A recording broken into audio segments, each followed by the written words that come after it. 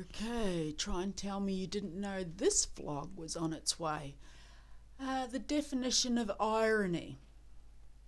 A president at war with other countries killing people, killing our men, American soldiers, the Australian soldiers, over their bullshit wars, getting the Nobel Peace Prize.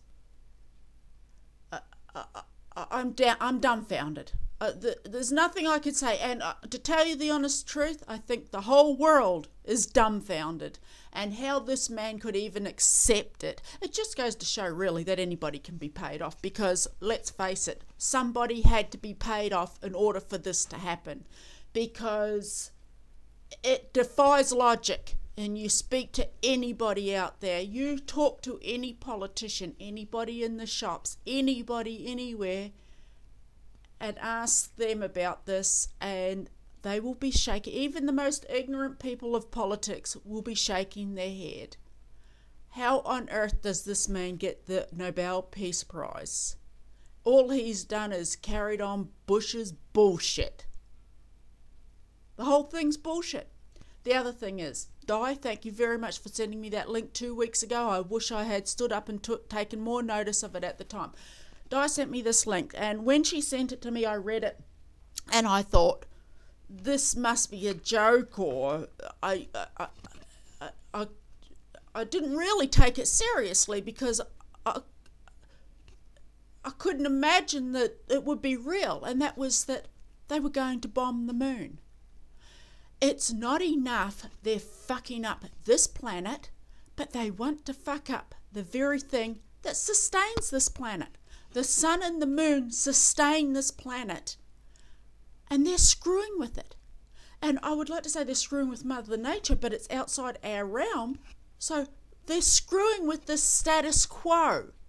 If other planets were if there were other civilizations out there and other planets like this, and they were looking at this planet, we would be the dysfunctional child. We would be the dysfunctional planet. We've stripped all the forests, we kill animals unnecessarily, we torture each other, we torture animals, we've just screwed this planet over. And we've allowed it, because we've allowed these people at the top to do it. Snake oil salesmen to do it. But now that and you think, well, what they're doing is no different from a meteorite hitting the moon or whatever. That's not the point. The point is they're screwing with something that sustains this planet. We are in such dire straits at the moment, and things are still going to get worse. They're not getting better, despite anything you read in the paper and all the bullshit that they put out in front of you. Things are not going to get better. And they're spending billions of dollars on seeing if there might be ice on the moon for water. How about we look after this planet before we try screwing up something that sustains this planet? It defies anything it defies logic to the max that they would be bombing the moon. Honestly, it's ludicrous.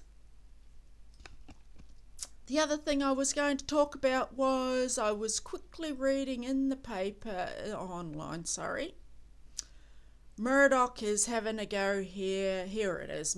Murdoch's warning Google. Murdoch's up there with the rest of them.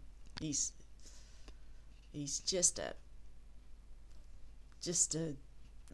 low-life scumbag like the rest of them up there. And he's saying here that search engines like Google are internet parasites. Irony. Murdoch calling other people parasites. I'm absolutely sure he's heard of the pot calling the kettle black. There was another thing I wanted to talk about on, this planet, where everybody on this planet is we're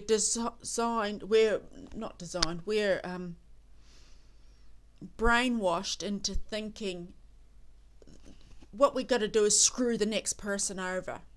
I used to go to I still go to the supermarket, and I used to buy this Pantene, and it was one of the most expensive shampoos you could buy in the supermarket, but it was good. I liked it, and somebody said to me, try Fructis, so I got this Fructis. It was a really cheap shampoo, but to me it was a nice shampoo, so I started buying that.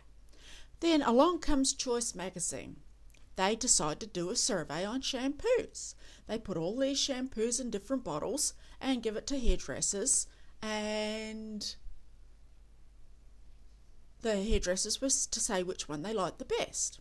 Which one came out on top, do you think? Yes, Fructis. Now when you go to the supermarket, which shampoo do you think's the most expensive to buy? Yes, Fructis. One of the cheapest ones. So what they've done is, everybody's buying it now, they like our product, let's hike the price up and screw as much money out of them as we can. And it's the same as A2 milk. When I first started buying A2 milk, it was 50 cents more expensive. I thought, okay, well, give them their dues. Then it became more popular. Now it's almost $2 more expensive. And you're thinking, wow, what's this A2 milk? They must do something special to that. No, it just comes out of a different fucking cow. It is nothing is done differently to it than any other milk. It's just from a different cow. So these farmers that already had Jersey cows and were already milking them and already sending us this milk are now hiking the price up to $2 more than normal milk because it comes out of a different cow. Quite frankly, I'll be going back to the cheap stuff because I just cannot afford it. Everything is so. This is what the world is made of. We're designed to see how much money we can screw out of the next person. Everything is geared to money and getting the most out of the next person. I remember I seen something on eBay, and I rang this woman up. I didn't ring her up, sorry. I sent her a message saying, give me a price on it. I'll come and pick it up now. And it was a chair, and I thought, well, I'll go up to $60, I think it was. I would pay her straight out. So if she said $60, she said, oh no, I'm going to let it run on eBay. And I had a look, it sold for $20. So her greed actually did her out of money. That's all I wanted to talk about, is how this world, we're just, how about we look after our own planet and work, fix this place up and get rid of all the corrupt politicians?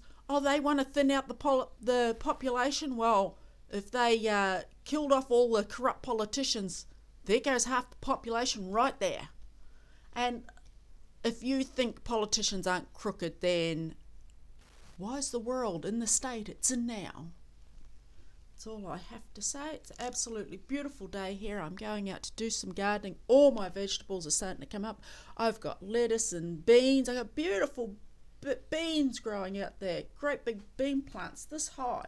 And peas and potatoes are growing, and all my lettuce are growing. And it's just so great to walk out there and grab something and just eat it straight out of the garden.